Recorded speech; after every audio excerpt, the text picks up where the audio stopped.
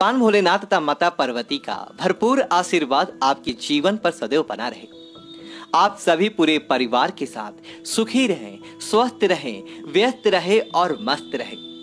आज हम आपको हरियाली तीज की संपूर्ण जानकारी देने जा रहे हैं। श्रावण मास की शुक्ल पक्ष की तृतीया तिथि के दिन हरियाली तीज का पर्व मनाया जाता है। इस तीज को स्वर्ण गौरी तीज भी कहा जाता है, मध्य स्तोबा तीज भी इसे कहा जाता है।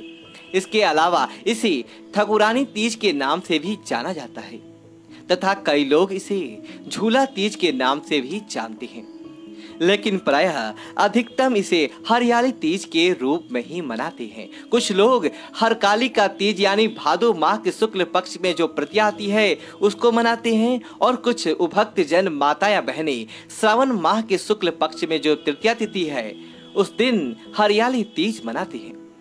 हरियाली तीज का जो महापर्व है इस बार 31 जुलाई 2022 रविवार के दिन है और प्रतिया तिथि का जो आरंभ होगा वो 31 जुलाई को सुबह 3 बजे से प्रतिया तिथि आरंभ हो जाएगा, जो कि अगले दिन सुबह यानी कि 1 अगस्त 2022 सोमवार को 4:58 पर प्रतिया तिथि समाप्त हो जाएगा।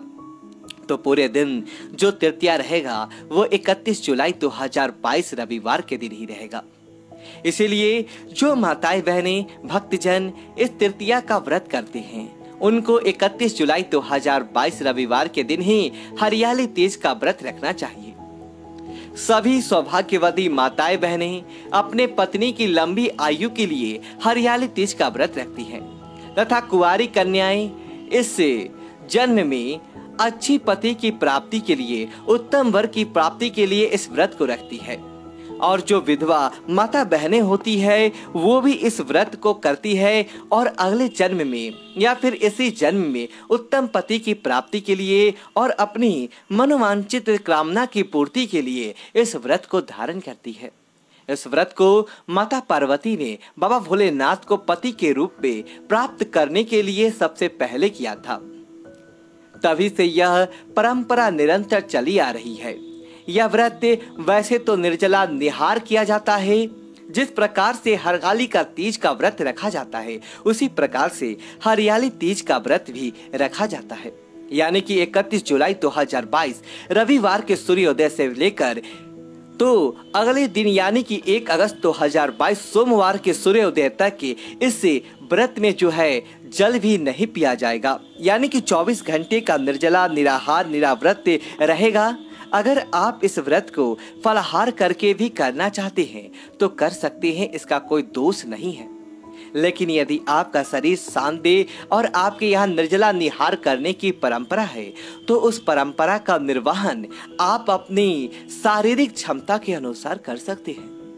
हरियाली तीज के दिन आप सुबह जल्दी उठें, स्नान करें, शुद्ध वस्त्र धारण करें।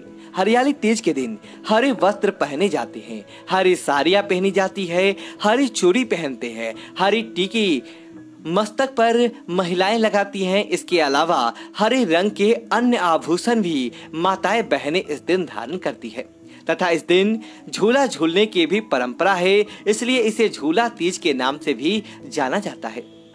हरियाली तीज के दिन सायंकाल प्रदोष के समय भगवान का विशेष पूजन अर्चन किया जाता है और इस दिन बारूरेती के शिवलिंग माता पार्वती और गणेश जी का स्वरूप बना करके उनकी पूजा की जाती है। मंडप बना करके विधि विधान से उनका जल, गंध, अक्षत, पुष्प, पंचामृत इत्यादि वस्तुओं से पूजन करें और उसके बाद पूरी रात जागरण करें। ऐसा लिखा हुआ है कि यदि कोई माता बहनें इस रात्रि में जागरण नहीं करती हैं और सो जाती हैं तो उनको अगले जन्म में अजगर का रूप धारण करना पड़ता है। यदि कोई माता बहनें इस दिन जल पी लेती हैं तो उनको अगले जन्म में मछली का रूप धारण करना पड़ता है। तो कोई मिठाई यदि खा लेती हैं तो उनको अगले जन्म में जो है चींटी का रूप धारण करना पड़ता है। अगर कोई दूध पी लेती हैं तो उनको अगले जन्म में जो है बिल्ली का रूप धारण करना पड़ता है। इस प्रकार से हमारे पौराणिक कथाओं में यह वर्णन किया गया है।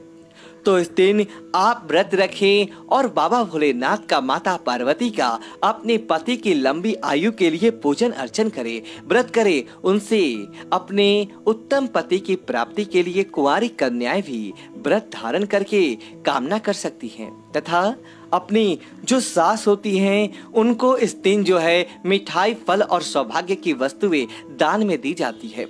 अगर आपके यहाँ सास या फिर कोई ऐसी स्त्री नहीं है तो अन्य जो भी स्त्री है या ब्राह्मणी को भी आप इस प्रकार की वस्तुएं दान दे सकते हैं। हरियाली तीज के दिन पूरे दिन जो है भगवान का स्मरण करते हुए स्मृता का पालन करना चाहिए। दाढ़ी कटिंग, सेविंग नहीं करवाना चाहिए। शरीर के अंग के कोई भी भाग इस दिन काटना या कटवाना वर्जित माना जाता है। इस दिन नाखून नहीं काटना चाहिए। पर निंदा या दूसरों की बुराई इस दिन बिल्कुल भी नहीं करना चाहिए। पति के साथ वाद विवाद अथवा लड़ाई झगड़ा बिल्कुल भी नहीं करना चाहिए। क्रोध नहीं करना चाहिए, झूठ नहीं बोलना चाहिए और किसी भी प्राणी मात्र का दिल इस दिन नहीं दुखाना चाहिए। और इससे व्रत को आप अपने शारीरिक क्षमता के अनुसार करें तथा बाबा भोलेनाथ और माता पार्वती का पूजन अपने घर में सुख, शांति, समृद्धि के लिए अवश्य करें। इसके अलावा जिस प्रकार से आपसे बन सके उसी प्रकार पूरी श्रद्धा, निष्ठा और विश्वास के साथ आप हरियाली तीज का यानी व्रत करेंगे तो आपके घर में सुख, शांति, समृद्धि का वास होगा तथा बाबा भोलेनाथ एवं माता पार्वती की अपार कृपा आपके जीवन पर बरसेगा। वीडियो अच्छी लगे तो वीडियो को लाइक करें और कमेंट बॉक्स में जय महाकाल लिखें और हमारे चैनल को सब्सक्राइब करें। धन्यवाद दोस्तों।